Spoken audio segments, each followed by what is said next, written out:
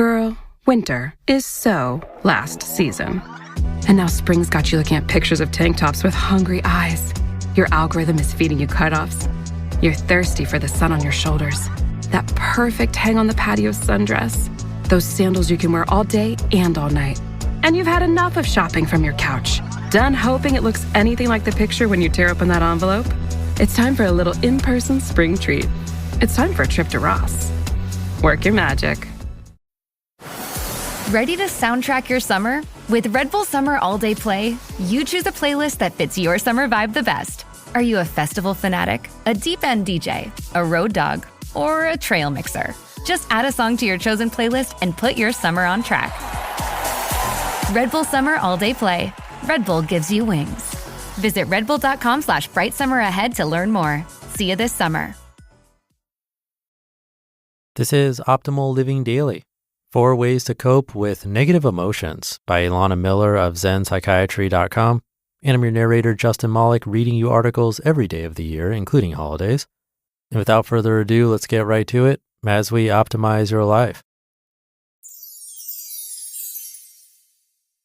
4 Ways to Cope with Negative Emotions by Dr. Elana Miller of ZenPsychiatry.com.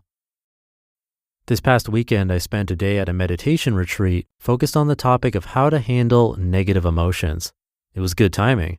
In the last few weeks, any sense of equanimity I've been able to maintain through a lot of effort and practice has been thrown off by a series of small stressors that, in some, provided challenging to deal with.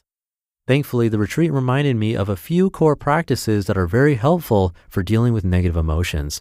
You can't get rid of all bad feelings, that wouldn't be possible or desirable, but you can learn to handle tough feelings without getting caught up in their stories. Let me review some of the strategies with you. Number 1, examine the emotion. Often our negative emotions gain a lot of momentum because they're sitting just out of conscious awareness where our logical minds cannot refute them. Therefore, when you actually pay attention to the emotion, directing your mindful awareness to it, it loses a lot of its power. Pay attention to the experience of a negative emotion with all the care and rigor of a scientist in a laboratory.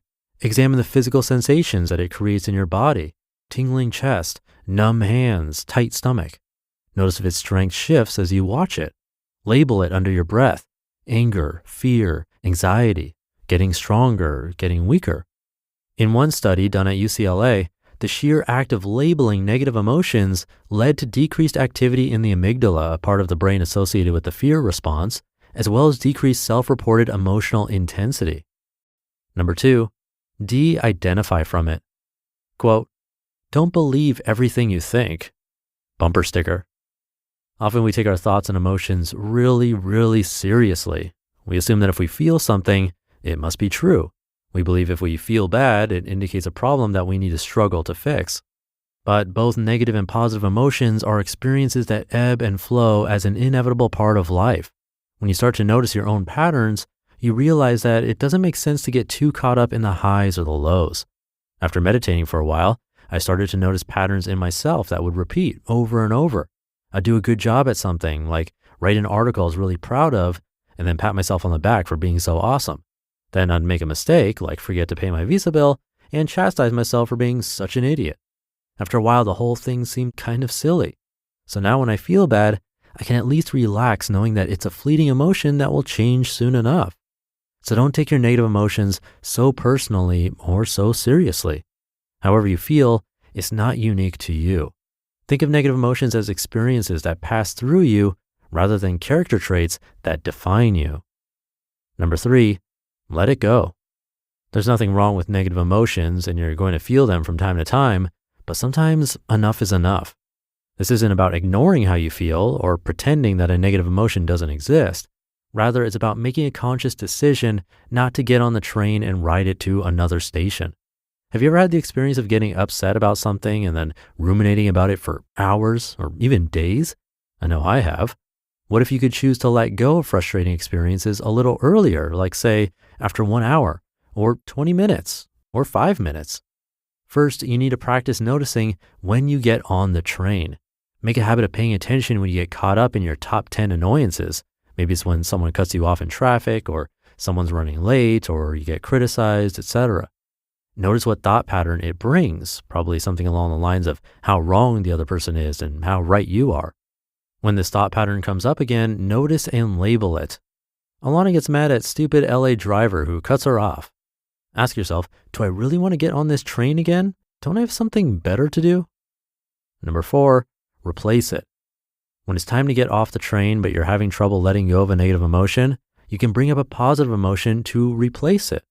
In Eastern philosophy, there are specific practices designed to help you replace negative feelings with positive ones. 1, practice gratitude. Write a list of all the things you're grateful for, or make it a habit. Write a gratitude list every morning, or think of 3 things you're grateful for before each meal, etc. 2, practice sympathetic joy, or the joy you experience for someone else's happiness. Think of someone you care about who recently had something good happen to them. Repeat in your head, I'm happy you're happy. And 3, practice loving kindness. Here's a phrase I like to repeat to myself when I'm meditating. May I be safe and protected. May I be healthy and strong. May I be happy. May I live with ease.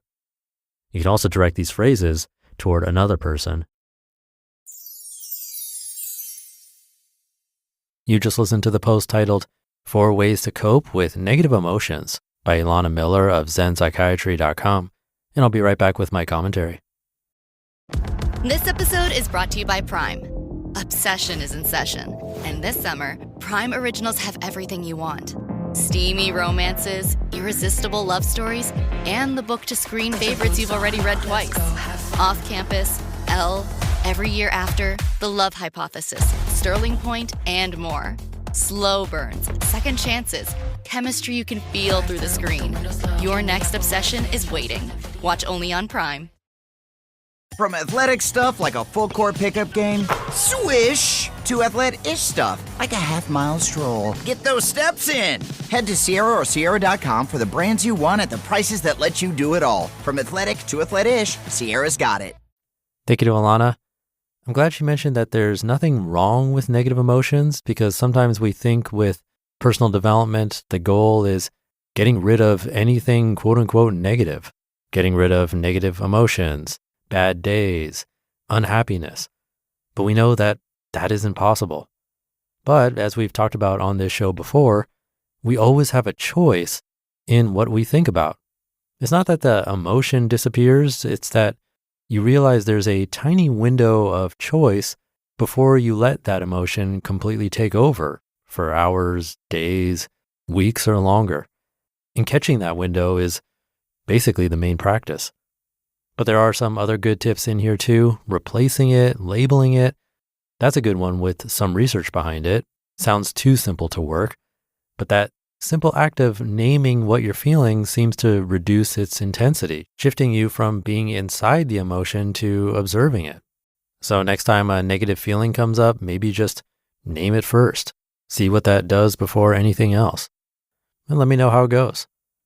With that, thank you for being here. That's what allows me to keep going, so I really appreciate it. And if you've ever shared this show with someone, an extra big thank you, because that really helps. I'll leave it there for today, wishing you a great rest of your day, and I'll see you tomorrow, where your optimal life awaits.